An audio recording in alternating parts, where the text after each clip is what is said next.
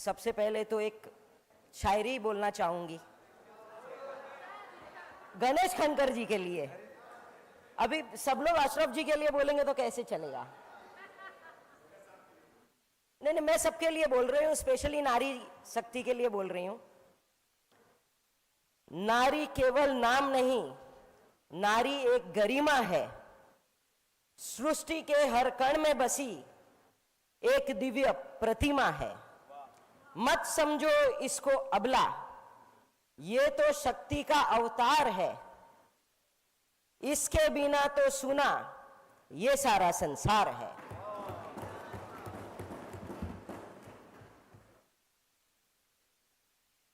सभी यहां पे उपस्थित नगर सेवक भाइयों बहनों ने आज ये नारी शक्ति वंदन बिल पे बहुत सारी अपनी अपनी बातें रखी।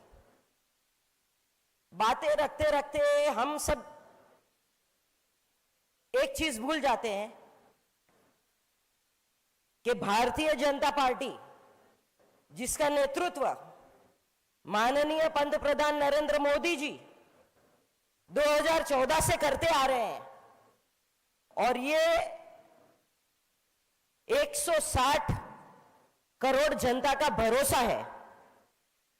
और एक तरफ ऐसी इंडिया अलायंस है जिन्होंने परिवारवाद के ऊपर उठ के नारी वंदन क्या होता है उसके बारे में कभी सोचा ही नहीं, जाना नहीं, समझा नहीं। महापौर महोदय, नारी शक्ति वंदन बिल ये यहां पे बैठी हर एक नारी, जो चाहे कोई भी पार्टी की हो, मैं ये नहीं बोलती हूं ये पार्टी वो पार्टी, ये सभी की गरिमा का एक विषय था। कुछ समय पहले मैंने देखा कि भाई किशोरी ताई भी इसको सपोर्ट कर रहे थे, बाकी सब लोग भी सपोर्ट कर रहे थे। अचानक में नेताओं ने बोला इसको सपोर्ट मत करो, तो सब उसके अगेंस्ट हो गए। हमारा परिवार बढ़ना चाहिए, माने हमारी 3 पीढ़ियां बढ़नी चाहिए, वो राजनीति में आनी चाहिए। लेकिन अगर 500 सीटों से ज्यादा 850 सीट हुई तो वो नहीं होनी चाहिए। क्यों? क्योंकि इनको देश से कोई लेना देना नहीं है, ना देश के संविधान से कोई लेना देना है। इनको लेना देना है तो सिर्फ अपने परिवारवाद से।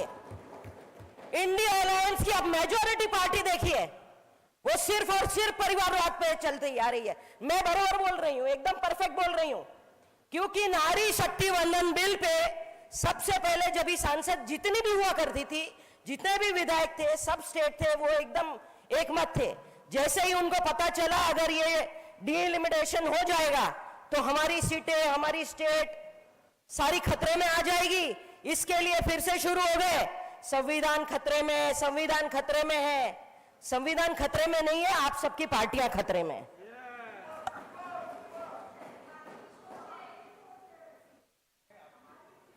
अभी वो तो अभी आपकी हालत देख के ही मुझे पता चल रहा है।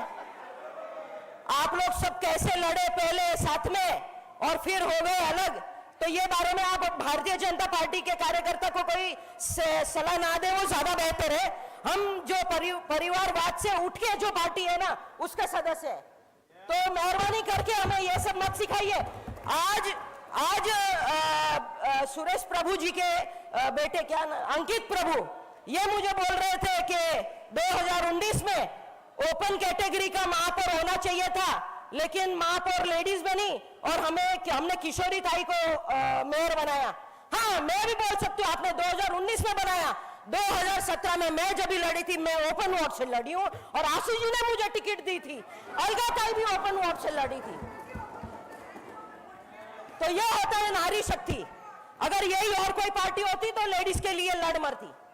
ये भारतीय जनता पार्टी है, तो मेहरबानी करके देश प्रेम के लिए मुझे कोई ना सिखाए।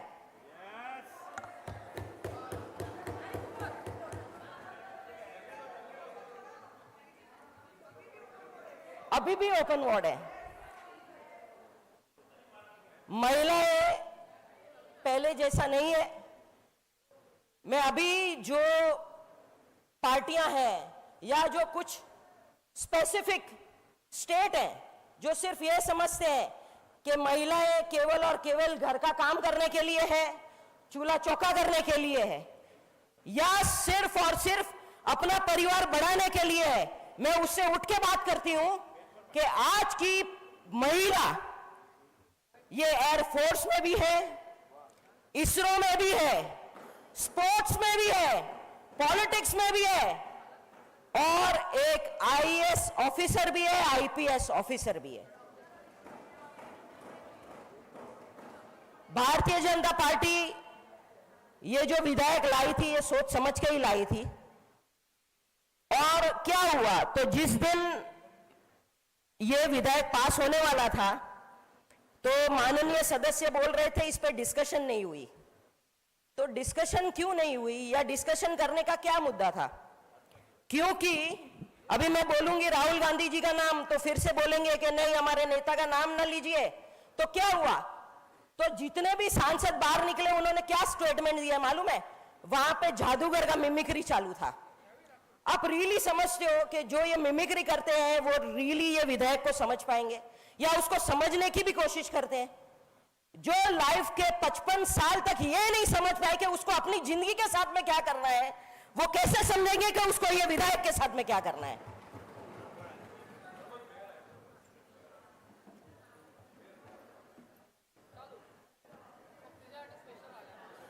महापौर महोदय, आप मेरे लिए स्पेशली आए हो उसके लिए आपका बहुत बहुत धन्यवाद। मेरा आवाज भी बैठ गया है। जिसको ये नहीं मालूम कि अपनी जिंदगी में क्या करना है वो विधायक का क्या ही सोचेंगे, क्या ही करेंगे। महापौर महोदय,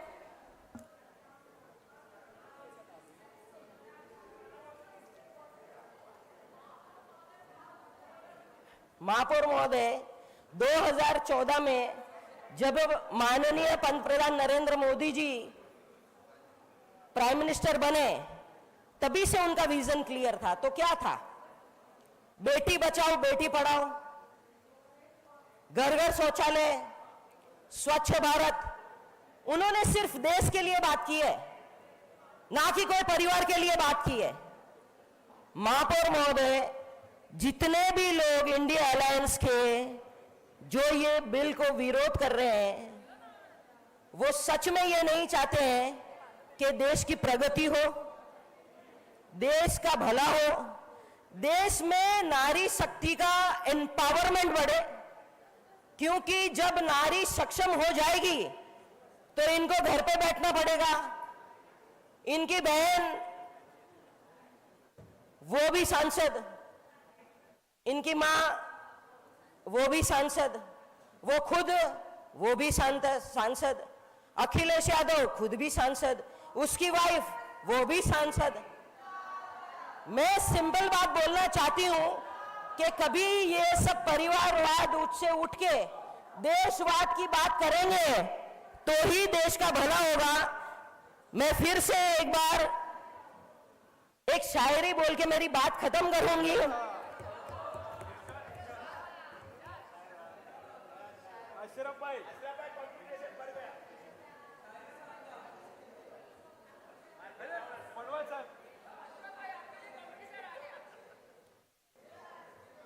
इतना ज्यादा बोलो मत भाई। ये सभी के लिए, सभी नारियों के लिए है। यहाँ पे मंजिल करीब थी मगर रास्ता बदल गया। हक की बात थी पर सियासत में रुक गया। उम्मीदें अब भी जिंदा है नारी के जज्बे में, सांसद का सपना बस थोड़ा और आगे बढ़ गया। धन्यवाद। जय हिंद, जय महाराष्ट्र, भारत माता की।